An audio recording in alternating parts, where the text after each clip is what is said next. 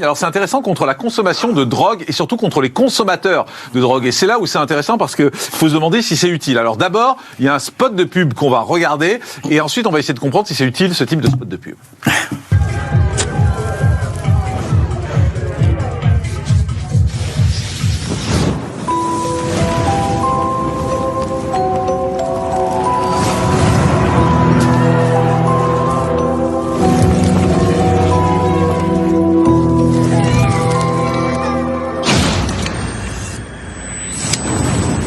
Chaque jour, les personnes payent le prix de la drogue que vous achetez. Voilà, bon, on va se demander si ça sert à quelque chose ou pas. En tout cas, il y avait d'autres mesures également présentées par Bruno Retailleau sur ce sujet. C'est l'une des volontés de Bruno Retailleau pour lutter contre le trafic de drogue, s'en prendre plus sévèrement au portefeuille des consommateurs. Une politique répressive et dissuasive pour réduire la consommation. Pour certains addictologues, l'efficacité d'une telle mesure est pourtant discutable. Que Retailleau soit un excellent lanceur d'alerte parce que la situation est catastrophique, oui. De penser qu'il faille renforcer une stratégie qui n'a pas marché jusqu'à présent, c'est un peu comme se dire quand il y a un antibiotique qui fonctionne pas dans une infection, on va doubler les doses, vous allez voir, ça va marcher. En France, l'usage de stupéfiants est déjà puni d'une peine maximale d'1 an d'emprisonnement et de 3 750 € d'amende. Depuis 2019, des amendes forfaitaires de 200 € inscrites au casier judiciaire peuvent également être délivrées par un policier constatant une infraction. Pour certains d'entre eux, ces verbalisations représentent surtout du travail en plus. C'est une surcharge de travail supplémentaire, bien évidemment. Il faut nous en donner les moyens. Il faut surtout pas, en tout cas, abandonner le travail d'enquête à l'endroit des dealers et des réseaux pour ne s'occuper que des consommateurs. Si on traque le consommateur, ce dernier peut favoriser la livraison à travers les Uber-Sheets et les Uber-Coques. Mais déjà, il va beaucoup moins vers le vendeur. Il va beaucoup moins vers le dealer. Depuis le 1er janvier, sur les près de 16 000 amendes forfaitaires qui ont été attribuées pour consommation de stupéfiants, seulement 53% ont effectivement été payés.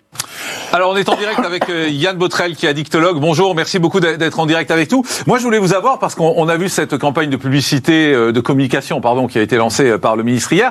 Est-ce qu'un consommateur de drogue peut être touché par ce type de campagne ? Vous avez l'excellent William Lowenstein qui a un peu répondu dans vos images.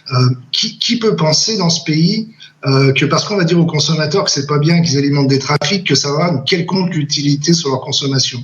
On est quand même pas naïf à ce point, je pense, en France, et on sait très bien, et Lowenstein a raison, que de toute façon la répression, la culpabilisation, non seulement ne sert à rien, mais en plus peut être extrêmement contre-productive, parce que aujourd'hui vous pouvez avoir des consommateurs qui sont plutôt sur un mode récréatif et d'autres qui sont réellement malades de l'addiction. Monsieur Retailleau a un peu de mal à l'admettre, mais s'il pense que personne n'est malade de l'addiction, on est revenu au 19e siècle.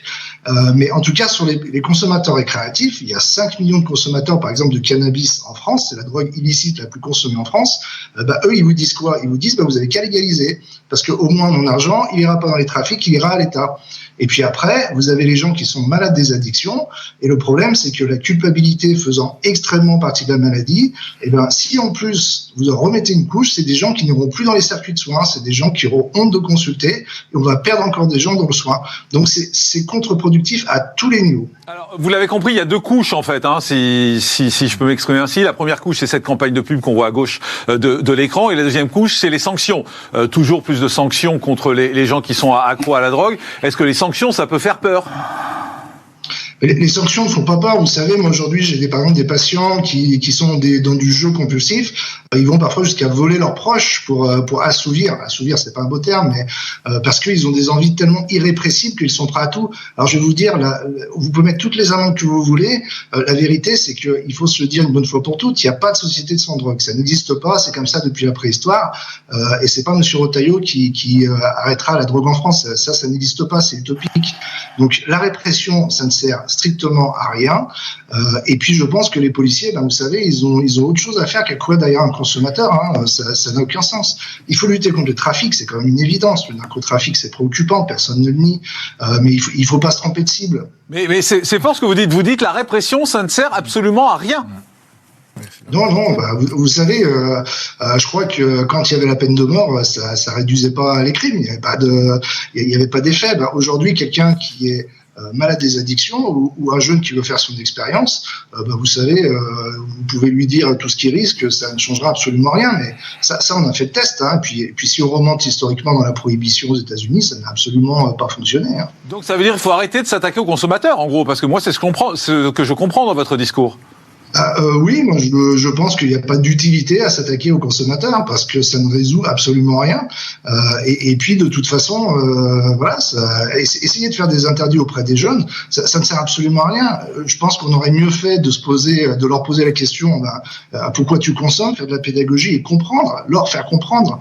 Mais si vous leur dites c'est interdit à un jeune, enfin c'est quand même mal les connaître. La pédagogie, on essaie depuis des années, ça marche pas non plus. Hein. Donc à un moment, soit on baisse les bras et on se dit allez-y, faites ce que vous voulez. Je suis pas d'accord. Je pense qu'on arrive quand même à expliquer. Vous savez, moi, je pense par exemple à protoxyde d'azote, le gaz hilarant, c'est quelque chose de dramatique qui fait des ravages. Aujourd'hui, vous avez des jeunes qui se sont retrouvés en service de neurologie et qui après passent dans les collèges pour expliquer ce qui leur est arrivé, qui se sont retrouvés à 16-17 ans à plus pouvoir marcher. Ça marche. Hein, moi, je vous le garantis. Et de toute façon, le soin est essentiel, la prévention. Il faut de la répression. Personne ne le nie, mais pour moi, il y a quand même d'autres priorités. Imaginez là, après notre interview, moi, si je veux commander de la drogue sur Internet, j'en ai pour 2 secondes et je l'ai dans ma boîte aux lettres dans 2 jours. De la 3MC, des drogues de synthèse. Donc, est-ce que ce serait pas plutôt une priorité plutôt que de faire une communication qui est au service de qui finalement, à part M. Retailleau? Ça fonctionne bien, vous en parlez depuis ce matin de M. Retailleau. Effectivement. Merci Yann Botrel, merci addictologue, merci d'avoir été avec nous. Mehdi Saïdi, je voulais réagir.